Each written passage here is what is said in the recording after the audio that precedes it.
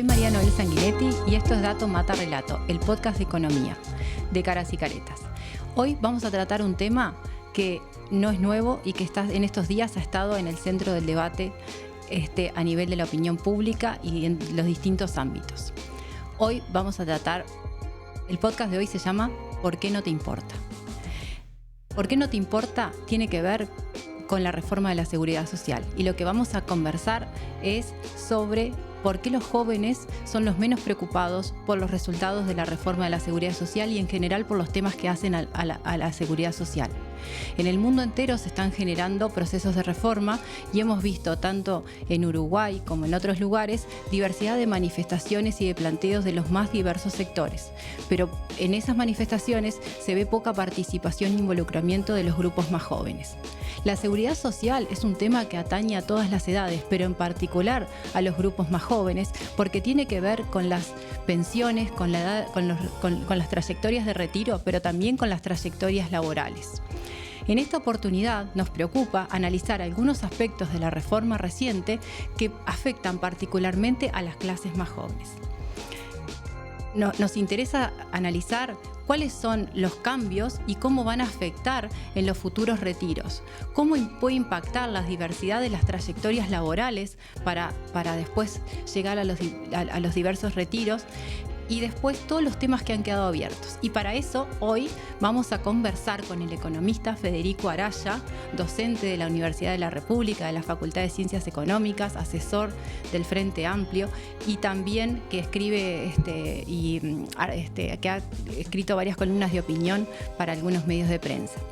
En particular, Federico ha sido uno de los estudiosos de este tema de la seguridad social y nos interesaba intercambiar con él, que también es joven, sobre cuáles son sus principales destaques y temas en relación a esto de la reforma de la seguridad social y la importancia del involucramiento de la juventud en el análisis y en la incorporación de estos temas hacia lo que es el pienso futuro. Hola Federico, ¿cómo estás? Gracias Bien. por venir. ¿Cómo estás? Muchas gracias por la invitación.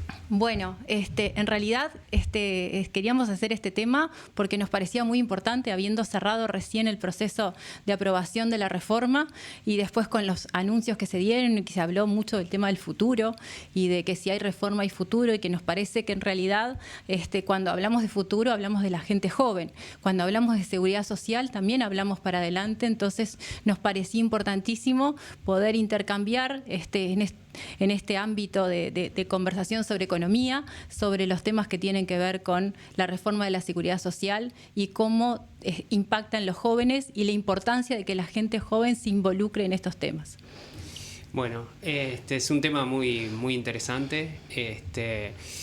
Ahora cuando escuchaba la presentación venía la preocupación de por qué los jóvenes no se preocupan tanto por un cambio, digamos, en las reglas de juego del sistema jubilatorio.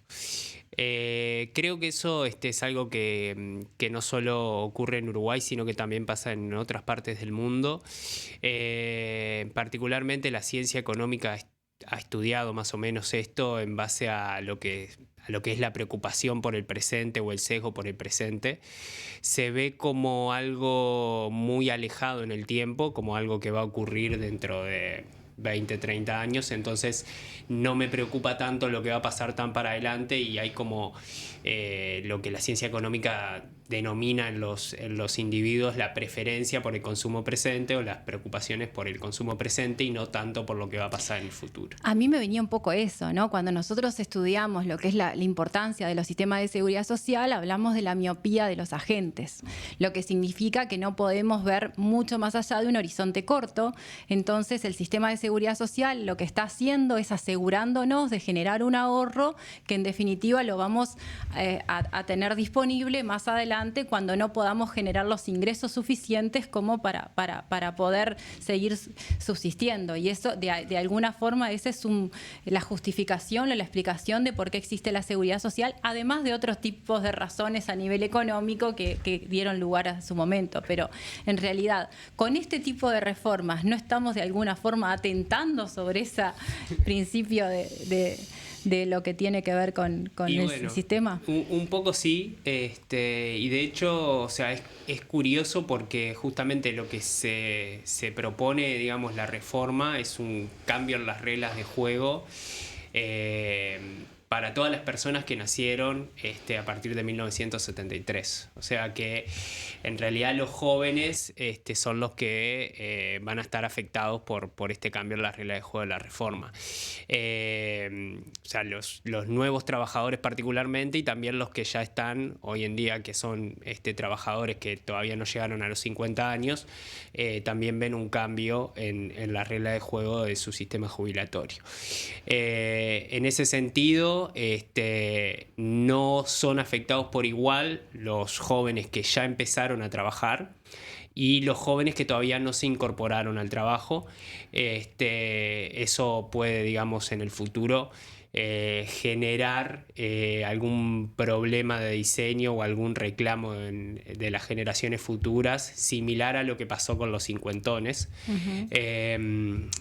Para poner un ejemplo, una persona que ingrese hoy al mercado laboral, en sus aportes, que hoy va el 15% va al sistema jubilatorio, 7,5% se reparte a BPS y 7,5% para la SAFAP. En el nuevo, para los nuevos trabajadores, los que ingresen 6 meses después de aprobar la reforma, o sea, dentro de 6 meses al mercado laboral, esos aportes van a ser 10% para BPS y 5% para la FAP. Entonces, ese tratamiento diferencial que hace la reforma entre una persona que ingresó al mercado laboral, por ejemplo, hoy, y la que va a ingresar dentro de 6 meses, digamos, podría llegar a generar un problema de diseño, y esa es una de las críticas, digamos, que se le hizo en su momento a la reforma y que no fue levantada.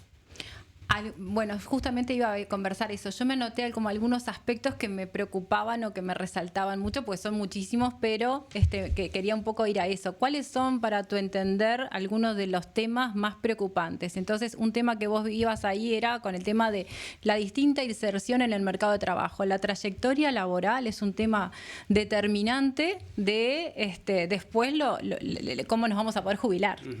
Y más que nada en este sistema, en este nuevo esquema, donde hay una profundización del régimen de las AFAPs, ¿no? Es como que uno tiene un seguro de vida de repente, y si se queda sin empleo es lo mismo que no pagar esos años. Entonces después es complejísimo. O sea, quiero explicarlo de una forma bastante sencilla, pero después, ¿cómo influye la trayectoria laboral en este nuevo esquema jubilatorio? Está mucho más ligado, la trayectoria de ingresos. O sea, son temas que son sumamente determinantes y que también tienen que ver con las decisiones que tomamos en el presente para futuro, ¿no? Sí, tal cual. Sobre todo en mercados donde a veces es fácil tener periodos con menores ingresos o con variabilidad con el ingresos, o periodos de desempleo, o diferentes formas contractuales que hoy es cada día más común.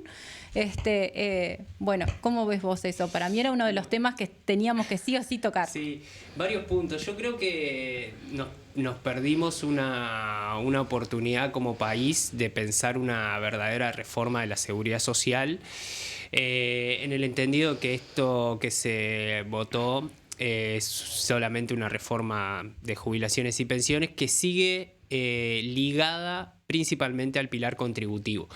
Esto es básicamente digamos, lo que yo vaya a recibir en mis últimos años de vida inactiva depende principalmente de los años que yo aporté al sistema.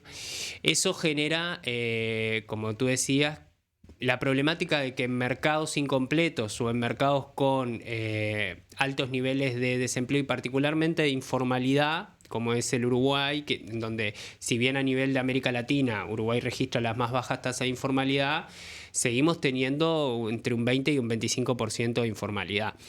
Entonces, los últimos trabajos disponibles, para citar algunos, nomás algunos trabajos que hizo CIMBE, marcan que, por ejemplo, tomando datos de historias laborales, hay un 30% de los trabajadores que no llegaría a los 65 años de edad y 25 años de aporte, que es lo mínimo que exige la reforma para los trabajadores afiliados al BPS. Y hay un 15% que no llega a los 15 años de aporte, ni siquiera con 70 años de edad. ¿Qué implica eso? Que básicamente más o menos hay 1 de cada 5 trabajadores que ni siquiera a los 70 años de edad va a poder acceder a una jubilación porque no alcanza su cantidad de años de aporte.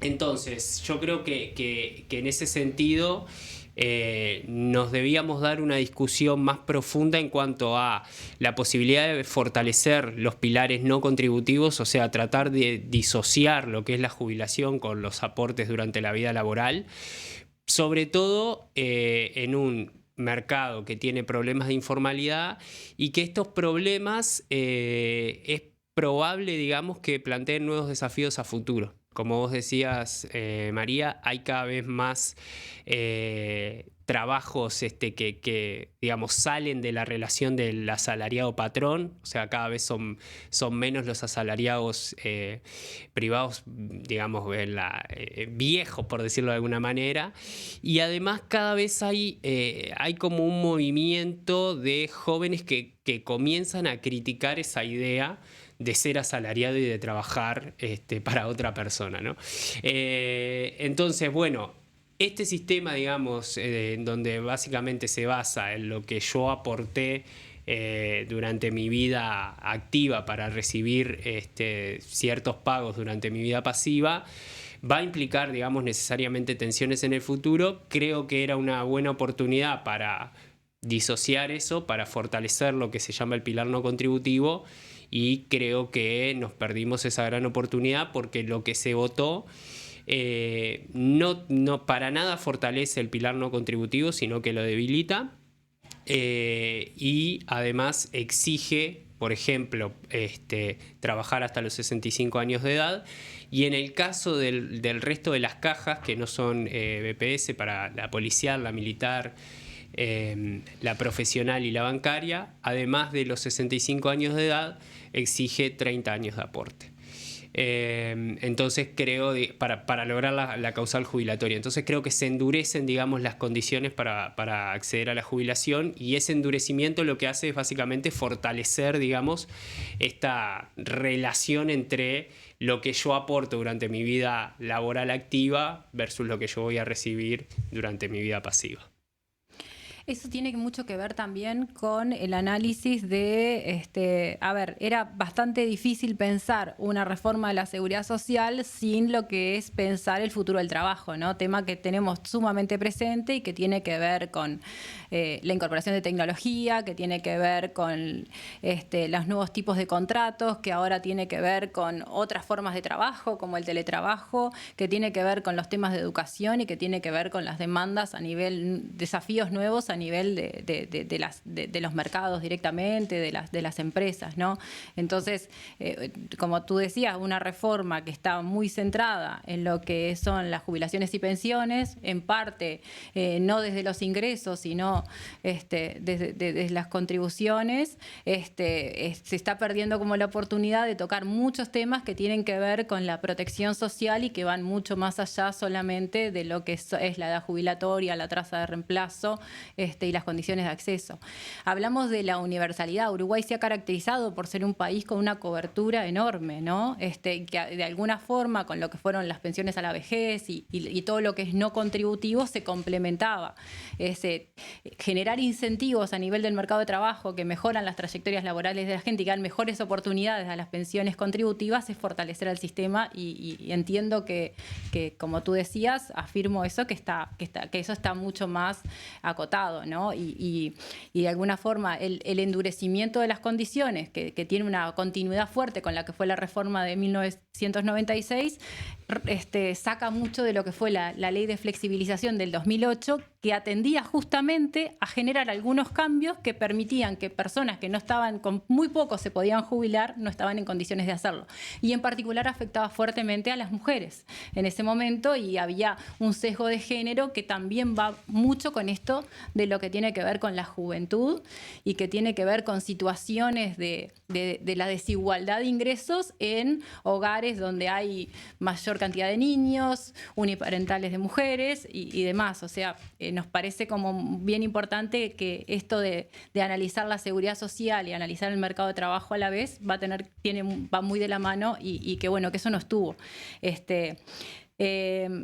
Otro aspecto que yo quiero destacar de esto y que me gustaba conversar acá con Fede es el tema de toda la reglamentación que queda abierta, porque hay una reforma aprobada, pero hay muchas cosas que quedan para definir a futuro. Entonces estamos aprobando algo que en realidad no sabemos lo que va a pasar, que también traía un tema que vos traías, Federico, que es el tema de los problemas de diseño. Uh-huh.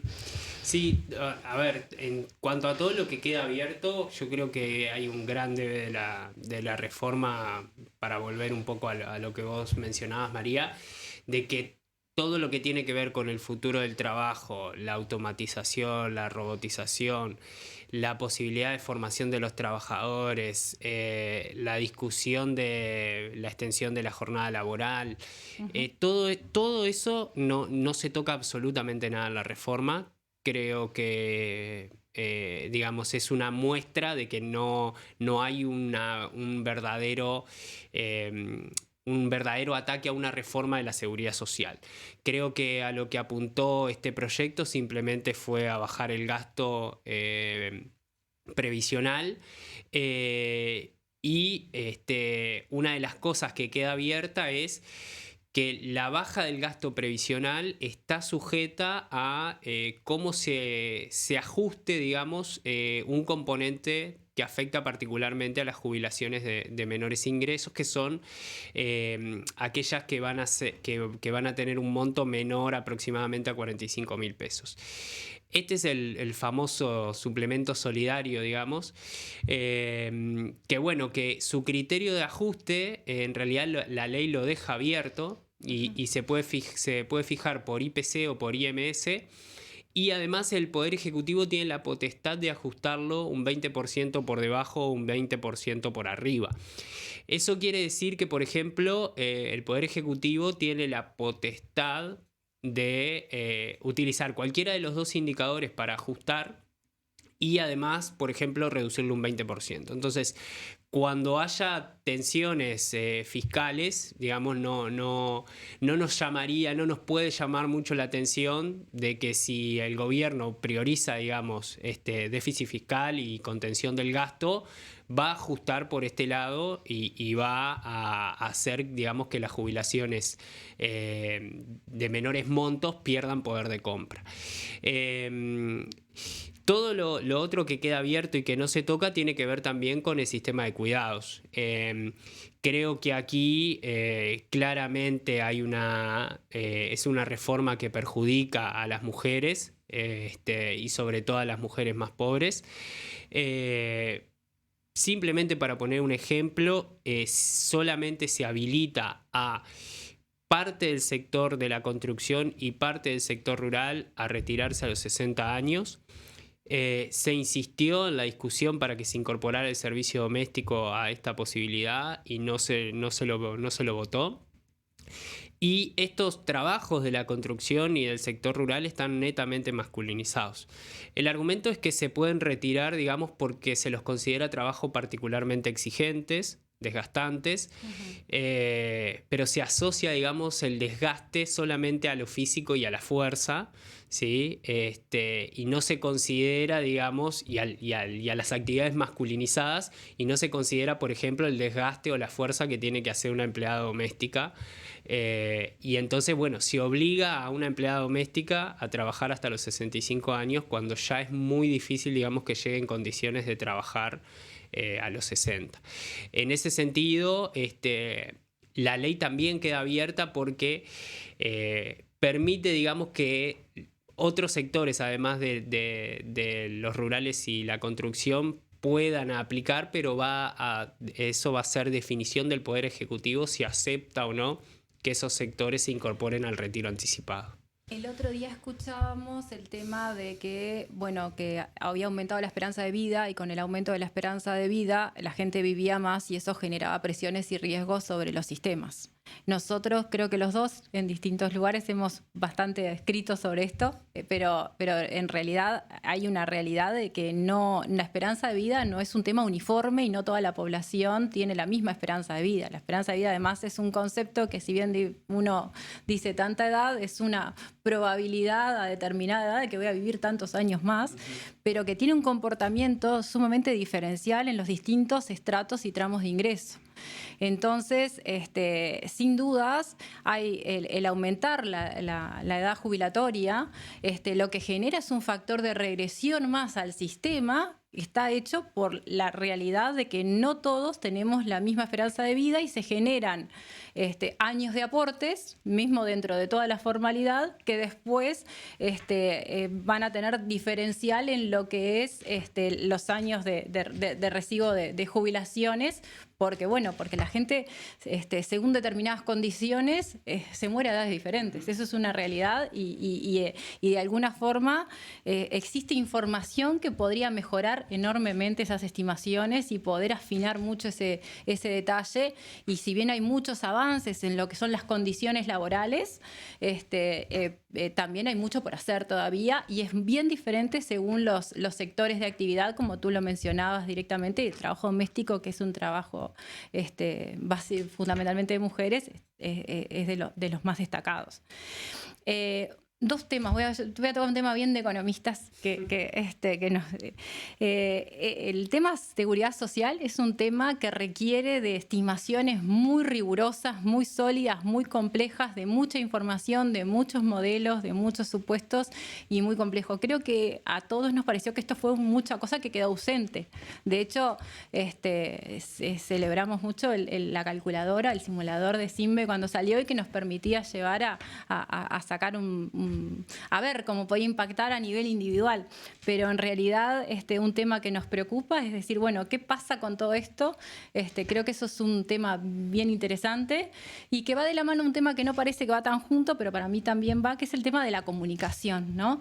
Los temas de seguridad social son tremendamente complejos, a veces con pocos meses de diferencia en lo que uno puede llegar a una causal jubilatoria o no, o si trabajó más o si trabajó menos o si cambió el ingreso, tienen consecuencias bien diferentes después en lo que uno pueda llegar a jubilarse. Entonces, me parece que la rigurosidad técnica en generar modelos que estimen, que analicen, que evalúen escenarios y alternativas para diferentes tipos de personas es sumamente importante y eso estuvo muy ausente. Y después una comunicación muy fuerte de qué es cómo afectaría a los diferentes individuos según su condición de género, según el rubro que estén, según la edad, según sus condiciones en el mercado de trabajo.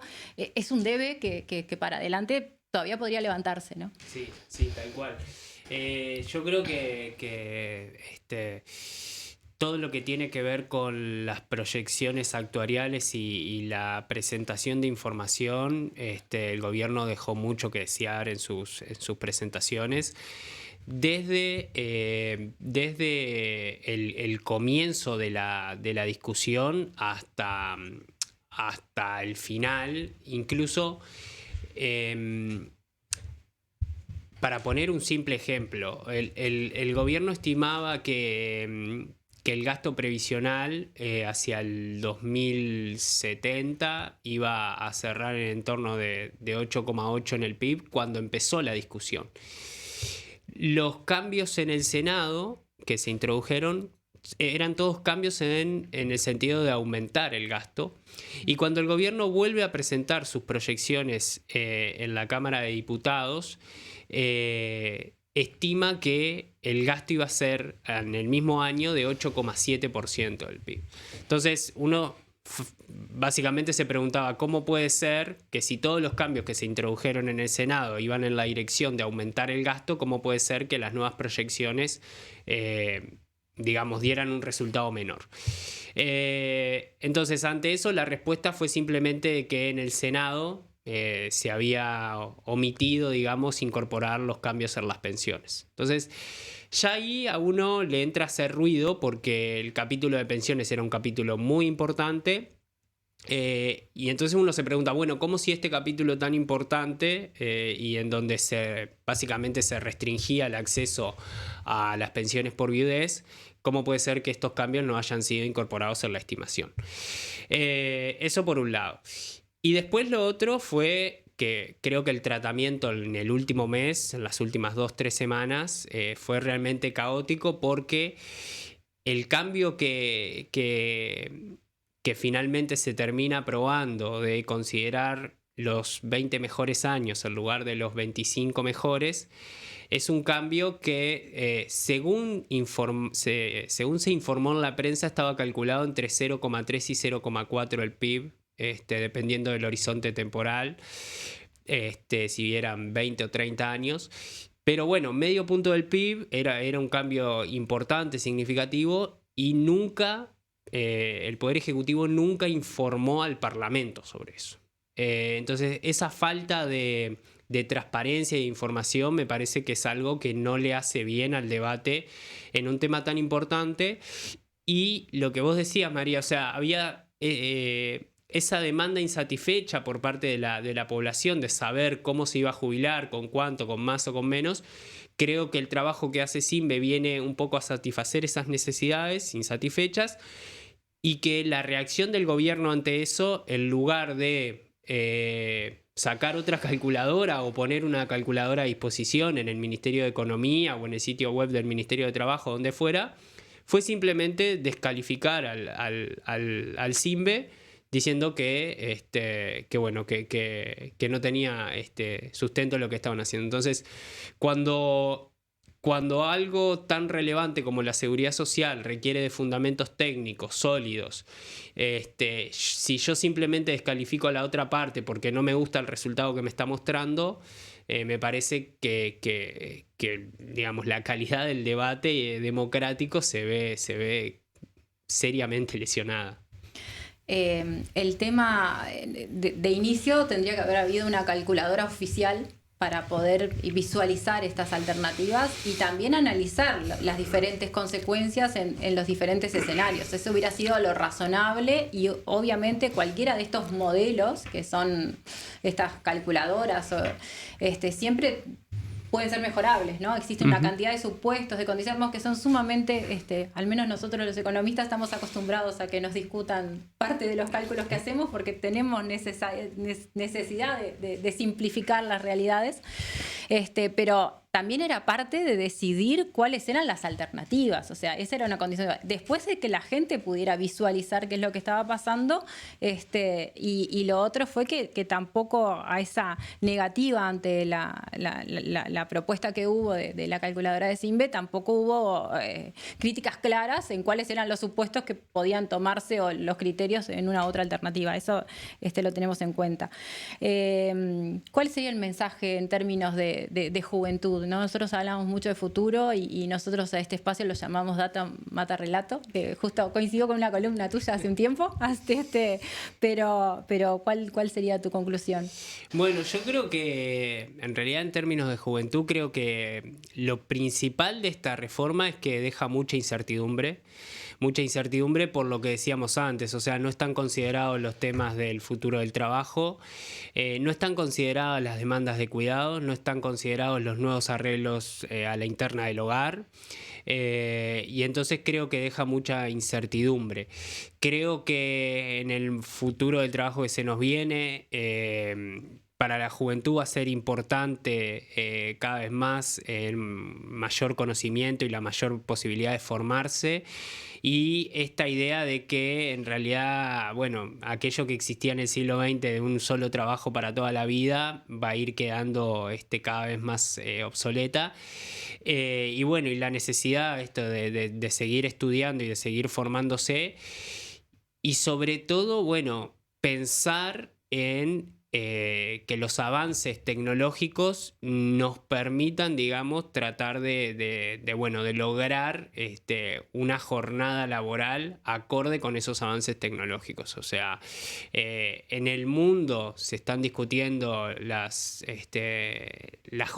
extensión de las jornadas laborales y el avance de la automatización, y cómo esta automatización, si bien puede, digamos, generar destrucción de puestos de trabajo, también al mismo tiempo puede generar creación de nuevos, y creo que un desafío importante para las futuras generaciones es aprovechar esos nuevos trabajos que se creen para aumentar, digamos, la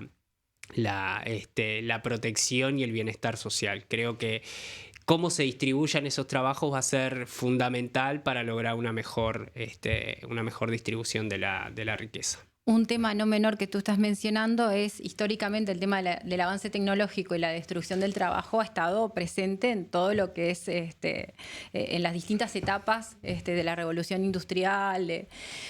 Hasta el momento siempre hubo más creación que destrucción. El problema es cuáles trabajos se cambian por cuáles y cómo se readecúa esa fuerza de trabajo. Hoy en día surgen dos cosas. Uno, que son los nuevos tipos de relaciones laborales y que tenemos esquemas de seguridad social pensados para el trabajador que está vinculado con un contrato de permanencia, y hoy existe otra cosa. Hay gente que en Uruguay que trabaja hacia el exterior y que tiene... Entonces, eso era un tema importantísimo para tener en cuenta en la reforma, y que tiene que ver con los nuevos arreglos en el mercado de trabajo, con los mayores niveles de flexibilización, con los nuevos tipos de contrato, con las nuevas formas de trabajo.